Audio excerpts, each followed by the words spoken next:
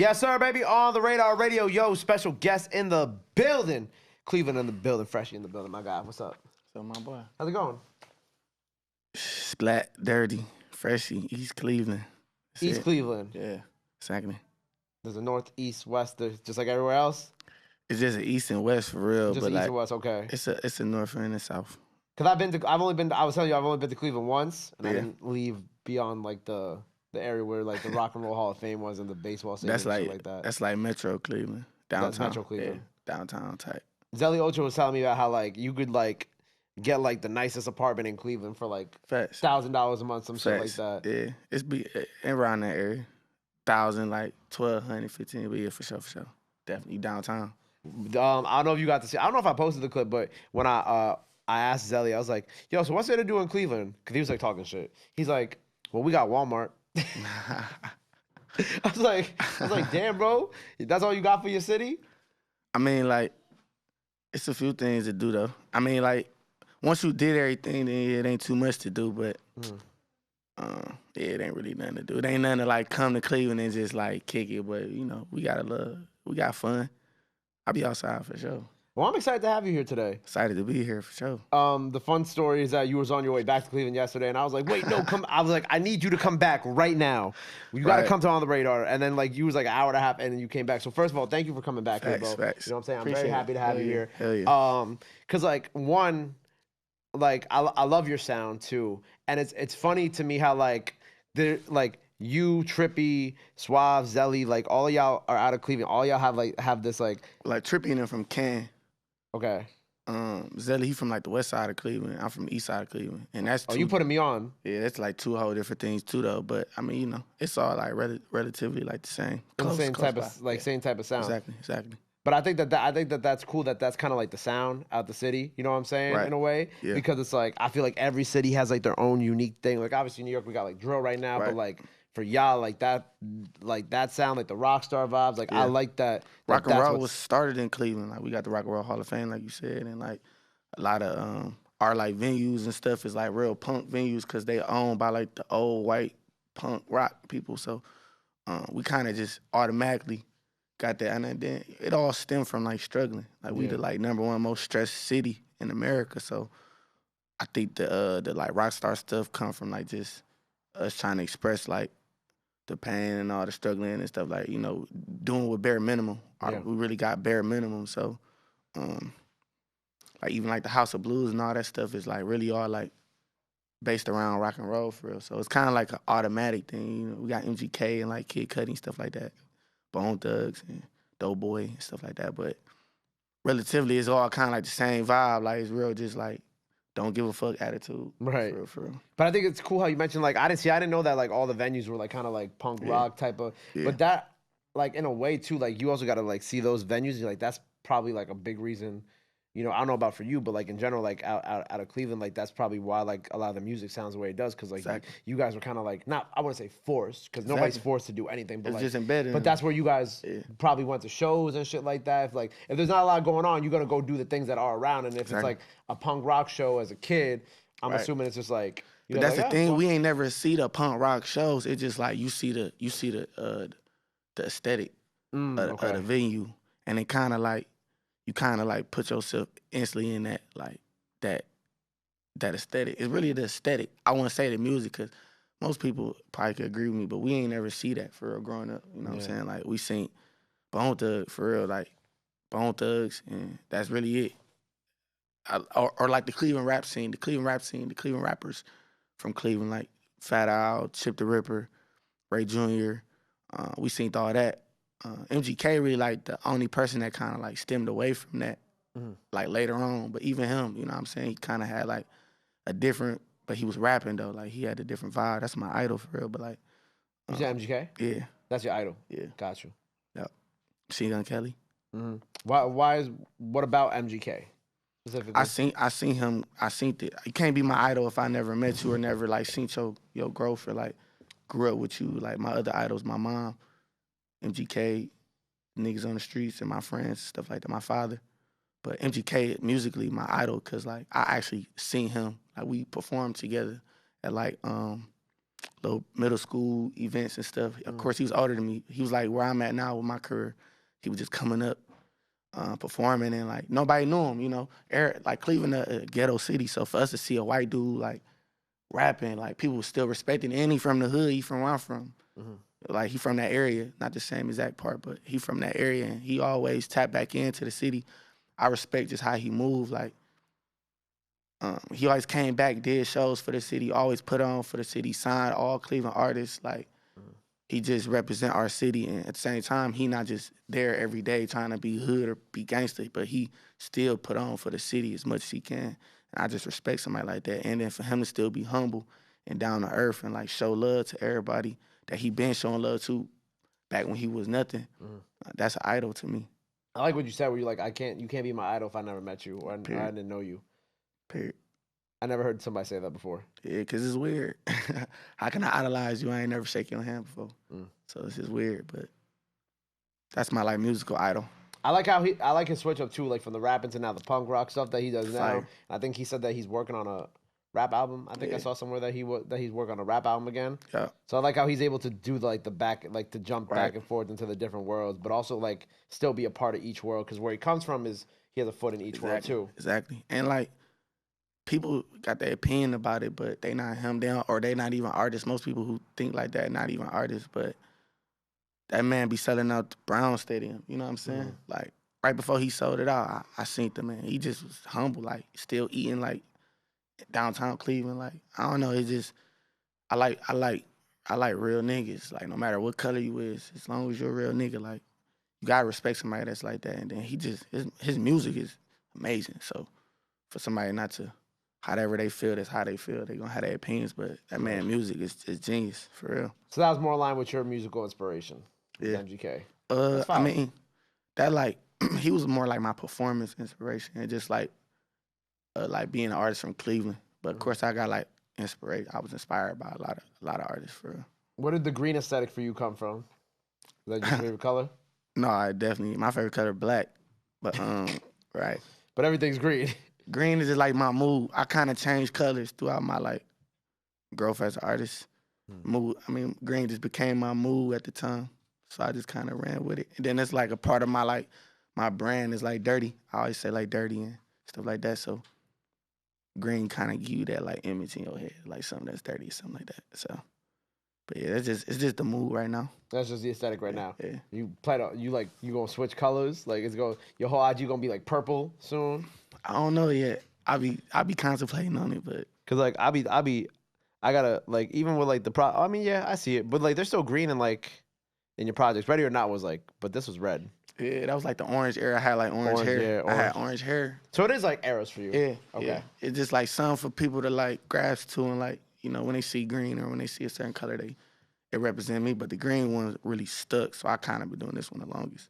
Okay. I like that though. Obviously, it works out for Yeah, it works out for us here perfectly too. I gotta do it if it's green. So when you like, even on like the last project, you had like the record with Trippie on that. So like, obviously, you were telling me how y'all from different places in Cleveland. So how do y'all meet? Is it just through like the local scene, or is it just through So online? Definitely like mutual people. I have met Trippie a few times before, but I wasn't as popping as I was as an artist.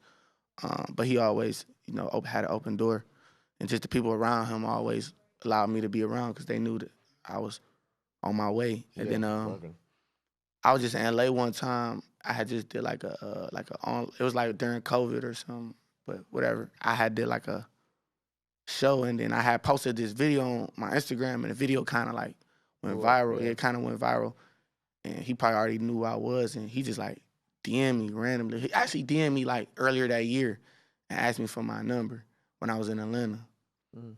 Because of the Ready or Not album, he said he liked it, the cover or whatever. And then probably like 2 months after that, he just randomly hit me up when I was in LA, like called me and was just like, "You in LA?" I was like, "Yeah." He was like, "I'm about to come scoop you." That's another person who I like got nothing but respect for as an artist because he just down to earth. Like bro came, picked me up, took me to his crib, showed me all his animals and all type of shit. His animals. Yeah, he had all type of animals and shit. Just was a humble dude, let me record. Like, even when he wasn't in his house, he like leave his house, still let me be in there. I stayed there for like 4 days, recorded. But the first day we met, we made that song. Like soon as we met, Mm. played him out a few songs or whatever. He hopped on the track, did that song, did that hook, told me that, we about to do something for my album. He actually made it for my album. So Fire. I ain't dropped it for like a year. I held it just because I'm just, everything gotta be right time, and I just ain't want to jump the gun and stuff like that just because, like, I just waited and held it until it was the right time. Because it's a big record. Yeah. So you want to like actually have like the lead up into Right. the big record. Like you want to have the buzz. Like you Right. don't want to just drop it. I mean, then... I got records that was bigger than that one for real, but it was just like, it's a big feature. It's a big collab. You know I ain't want to, that too, for sure, but most people get a big feature, drop it tomorrow. I just kind of like, ain't want to, for my own like moral respect, like I'm not doing this for the clout. You know what I'm saying? I'm doing this for the art. So I waited till the timing was right. Yeah, I'm a very strategic person too. Right. Like so, like I think about shit like that too. Like you want it to be like the right time. Exactly. Because like you said, people will get a big feature, drop it tomorrow. Exactly. But that's kind of like not smart. Exactly. I mean, if you're in that place in your career where it makes sense, then yes. Hell But yeah. if it's not, if it doesn't make sense at that moment, you don't want to drop it, and then it doesn't, do what you want it to do. You want it to drop it at the right time, so it's like, oh shit, exactly, it's the moment.